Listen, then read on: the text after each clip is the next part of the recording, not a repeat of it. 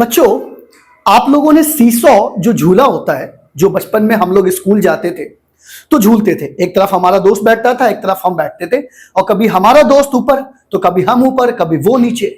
इस तरह से हम लोग झूलते थे। फिर हम लोगों ने बचपन में एक और गेम खेला होगा कि बॉल लिया, बॉल में धागा बांध लिया और उसको ऐसे गोल गोल घुमाते थे। ठीक है। प्लस हम लोग क्या करते थे, कभी कभी लट्टू से भी खेलते थे। तो बच्चों, ये जो गेम है जो हम लोग खेल रहे हैं, ये बचपन में खेल लिया, लेकिन इसको आज हम समझ के पढ़ते हैं कि सर इसमें मोशन क्या होता है, इसमें मोमेंट ऑफ फोर्स क्या होता है, रोटेशनल मोशन क्या होता है, ये सारे कॉन्सेप्ट इसमें यूज होंगे। तो आइए उसी चैप्टर को आज हम शुरू करते हैं जिसका नाम है फोर्स। बच्चों, यहां पे चैप्टर का नाम तो दिया है फोर्स, लेकिन इस फोर्स में जो पहला टॉपिक आपको पढ़ना है वो पढ़ना है moment of force and equilibrium. ये टॉपिक है फोर्स चैप्टर के अंदर, पहला टॉपिक है moment of force and equilibrium. लेकिन बच्चों, moment of force and equilibrium में जाने से पहले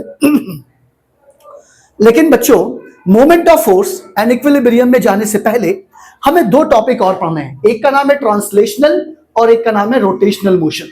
ये दो टॉपिक बहुत जरूरी हैं, ट्रांसलेशनल एंड रोटेशनल मोशन। बच्चों, पहली बात करते हैं हम ट्रांसलेशनल मोशन की। अच्छा, और फिर उसके बाद बात करेंगे रोटेशनल मोशन का। बच्चों, एक बात याद रखना, इस ट्रांसलेशनल मोशन और रोटेशनल मोशन में एक वर्ड आपको मिलेगा and the name is rigid body. कौन सी बॉडी? Rigid body. देखो बच्चों, रिजिड बॉडी अगर हम क्लास 10th लेवल की बात करें तो रिजिड बॉडी कोई भी ऐसी बॉडी जिसपे फोर्स लगाने पे ना तो उसका शेप चेंज हो और ना ही उसका साइज चेंज हो, उसको हम कहते हैं बच्चों रिजिड बॉडी। मतलब जैसे कोई भी ले लो, वुडन ब्लॉक हो गया, ठीक है, मतलब फोर्स लगा रहे तो ना तो उसका साइज चेंज हो रहा है ना तो उसका शेप चेंज हो रहा है। ठीक है, ऐसे बॉडी को हम रिजिड बॉडी कहते हैं। अब मान लो बच्चों कि हमने क्या किया, एक ये बॉल रख दिया। क्या रख दिया? बॉल। ठीक है, फुटबॉल रख दिया।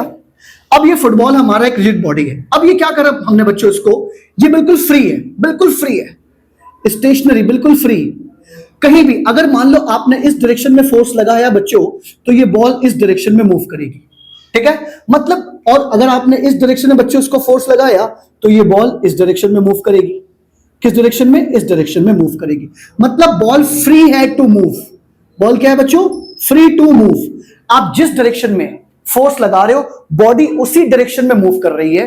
This is known as translational motion. मतलब फ्री है। अगर आपने इसको बच्चों यहां फोर्स लगाया तो बॉडी इधर मूव करेगी, मतलब 1D मोशन। ठीक है, स्ट्रेट पाथ में मूव कर रही है, या अगर सिर्फ एक एक्सिस में मूव कर रही है, इसको बोलते हैं ट्रांसलेशनल मोशन। जब बॉडी फ्री टू मूव है, स्टेशनरी है, फ्री टू मूव है, जिधर आपने फोर्स लगाया बॉडी उधर मूव कर गई, ऐसे मोशन को बच्चों हम कहते हैं translational motion.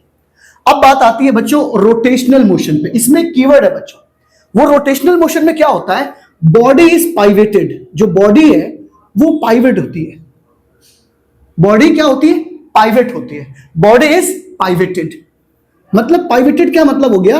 Eight a fixed point. एक फिक्स्ड पॉइंट होता है बॉडी पे। जैसे एग्जांपल आपको हम समझाते हैं।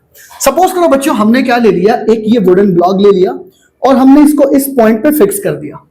क्या कर दिया? इस पॉइंट पे फिक्स कर दिया। देखो बच्चों, ये बॉडी फिक्स नहीं है, किसी पॉइंट पे फिक्स नहीं है, ये बॉडी फ्री है। जिधर भी फोर्स लगाओगे उस डायरेक्शन में ये बॉडी मूव कर जाएगी। लेकिन बच्चों, इस वुडन लॉक को हमने क्या किया, यहां पे फिक्स कर दिया। अब मुझे बताओ कि जब आप यहां फोर्स लगाओगे तो ये बॉडी कैसे मूव करेगी? एंटी क्लॉकवाइज डायरेक्शन में। एंटी क्लॉकवाइज डायरेक्शन या clockwise direction? This is a clockwise direction. अब क्या करोगे बच्चों, अगर मैंने कह दिया कि यही फिक्स पॉइंट ले लें और अब हम ऐसे फोर्स लगा रहे हैं तो बॉडी कैसे मूव कर रही है? Anti clockwise. तो यही होता है बच्चों रोटेशनल मोशन में। रोटेशनल मोशन में क्या होता है, बॉडी एक पॉइंट पे फिक्स्ड होती है और फिर जब हम फोर्स लगाते हैं तो वो लीनियर डिस्प्लेसमेंट नहीं करती है, वो रोटेशनल मोशन करती है और एंगुलर डिस्प्लेसमेंट करती है। अभी इनकी बात नहीं करते हैं। मतलब ये बॉडी या तो एंटी क्लॉकवाइज मूव करती है, सॉरी, या तो क्लॉकवाइज मूव करती है या तो एंटी क्लॉकवाइज मूव करती है। अच्छा बच्चों, एक बात सुनो, देखो यहां पे क्या हुआ कि जैसे ही आपने फोर्स लगाया तो ये ब्लॉक धीमे धीमे धीमे यहां आएगा, फिर आगे जाएगा, मतलब यहां पे लीनियर डिस्प्लेसमेंट आगे मूव करेगा। लेकिन बच्चों यहां पे देखो कि जैसे ही आपने फोर्स लगाया तो बॉडी में एक टर्निंग इफेक्ट आया। क्या आया बच्चों? एक टर्निंग इफेक्ट आया। क्या आया बच्चों? Turning effect.